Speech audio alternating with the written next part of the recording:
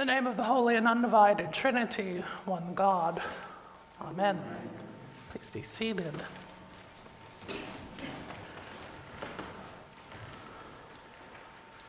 This is one of those interesting gospel stories, gospel readings that tell two stories. First, of Jesus denouncing the scribes for devouring widows' houses and for their extortion. They will receive the greater condemnation. And the second is about a woman, a widow, unnamed, giving away all that she has, making an extreme sacrifice to God out of her love for God. The two stories richly contrast each other. The scribes take all, while the widow gives all. I think both of these stories are important in spite of the contrast. The first because it draws our attention to the iniquity of the world, of the capitalist system, of those machinations of empire that seek to abuse and manipulate the poor and unresourced. And the second, the widow's offering, is the real-life example that I think we all need to amplify Jesus' message, to love as God loves us, unconditionally and completely. A love that does not hold back, that empties itself tirelessly without knowing or caring about the reward. In some translations of the Bible, you might find the story called The Widow's Mite. That's M-I-T-E. And that mite, mita, comes from the name of a Dutch coin used long before the decimalization of their currency. And it would be the equivalent of 1/32 of the modern 5-euro-cent coin. 1/32 of 5, whatever that is. Not a stick of gum. And that was all she had. All she had. What does her story, her tiny offering, teach us about loving God and about trusting God? This is how I see this scene about the widow play out. Jesus finished teaching for the day, and a group of his disciples follow him into the temple, that temple in Jerusalem, and they sit with him. Now there are people watching, reflecting on their day, on all his teachings. And imagine the busyness of the temple courts. A lot like walking around a shopping mall the week before Christmas, which is soon. But the place is mobbed. It's noisy. There are people everywhere. There's singing, there's children. And even if you're 6'2", you might not be able to navigate your way through the crowd. I think the temple was a lot like that on this particular day, as the disciples sit down with Jesus and start asking him questions. But Jesus is distracted, pulled away from their conversation for just a brief moment as he sees this little widow stumbling through the crowd. She approaches these great stone walls of the temple treasury, walks up to one of the many trumpet-shaped funnels that slide people's offering down into a big room below. And she watches as others drop their silver coins into the funnels by the handful, loudly exclaiming the amount of their offering so that others will know their worth. Jesus watches as she hesitates, taking 2 small steps closer to the wall, rubbing together these 2 tiny copper coins in her fingers. And Jesus knows that such a contribution wouldn't buy her a loaf of bread. And I'm sure she knew that too. But to her, it is everything. It is all she has left.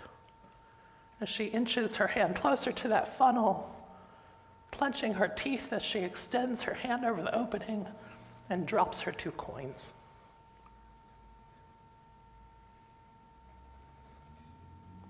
And then later that night,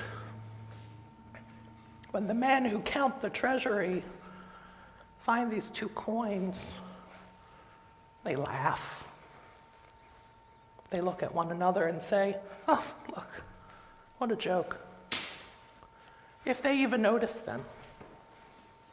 The 2 coins could have sank to the bottom of the basket, fell through its cracks, got lost in the mud. But with all of her might, M-I-T-E, all 2 mights, she's given her entire life away. Maybe she was one among the crowd listening to Jesus that day and was so stirred by his teaching that she opted to put all of her trust in God. Wouldn't that be a miracle? The boldness of giving everything she had to the temple was a true act of sacrifice. It was rooted in her love of God and in her trust that God would provide. That God would provide unconditionally and completely.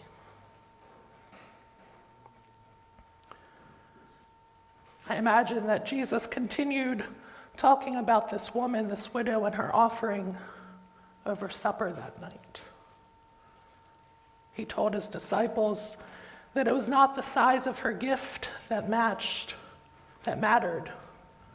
but the gravity of its sacrifice.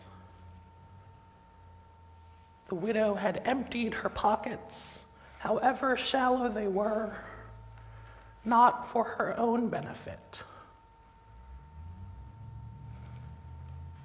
not for what she could get out of it, but because she had some hope that something else was possible, some other future was possible, some other way of being was possible. And I think all of that story points to the challenge of the passage. The widow is central to both of these stories in the gospel, and she's symbolic of every person who exists at the edges, on the periphery, those who go unnoticed by everyone else, whose most simple needs aren't met. That's who the widow was in Jesus' time. Someone who had no rights, no money, no way of fending for herself if she didn't have a son or a brother to provide for her. not unlike Ruth, who was an orphan and a foreigner. But these women and their existence and survival depended exclusively on the unconditional and complete support of those around her. So that Jesus centralizes the widow in his teaching, demonstrates the respect he showed to the people whom society and the temple said mattered the least. And couple that with his critique of the temple leaders' voracious exploitation of those people on the edges.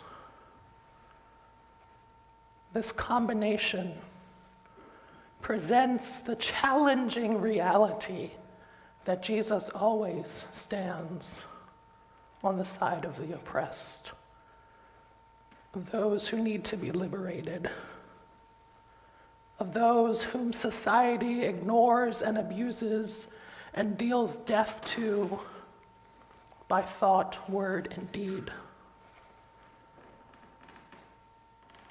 That Jesus is never on the side of the powerful. Jesus is never on the side of the master, the boss, or the dictator. Never on the side of the empire and its war machine or its banks. Never on the side of the protection of tradition or the preservation of that attitude and culture of control and the manipulation and systematic exclusion that is part and parcel of the unquenchable thirst for domination and supremacy. We never find Jesus there. We never have, and we never will. But look at where we do find Jesus. In prison, laid up in the hospital, sleeping under the bridge, in the foxhole, or the burned out building, under the rubble, at the soup kitchen, out on the margins where people are suffering, where there is hunger, where there is abuse and pain and sorrow and fear and trauma and hopelessness, where humanity is stripped from the vulnerable. That's where Jesus is. That's where Jesus shows up. And if we're really invested in giving our all, that's where we would be too. Unconditionally and completely. We wouldn't allow ourselves to be held hostage by someone's cocky, self-assured addiction to being in control. That kind of person who just needs everyone to know who the most important person in the room is. If we really followed what Jesus challenges us to do, we'd be rethinking what we know about the world, reimagining a new way of being that isn't trapped in or beholden to that fatal comfort of, we've always done it this way. We might even ditch the blasted canoe. We'd be willing to give everything that we have, so that God's kingdom might be revealed to those who need to get away from that abuse and pain and sorrow and fear and trauma and hopelessness, to experience a life of abundance. A life of abundance that is defined by possibility and love and comfort and flourishing and rejoicing and healing and hope and courage and optimism, all shining so bright that it drives out all of the darkness that prevent people from experiencing the transformative, loving, liberating, life-giving power of Jesus Christ.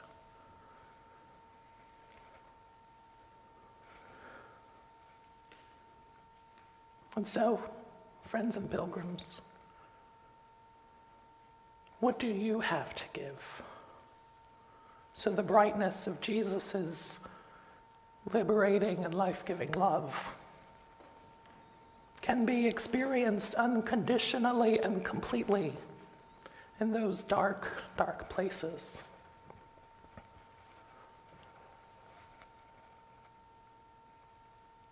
What would it look like if you gave all that you had for the sake of others?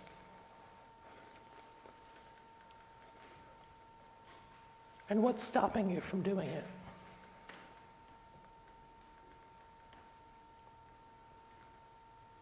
Amen.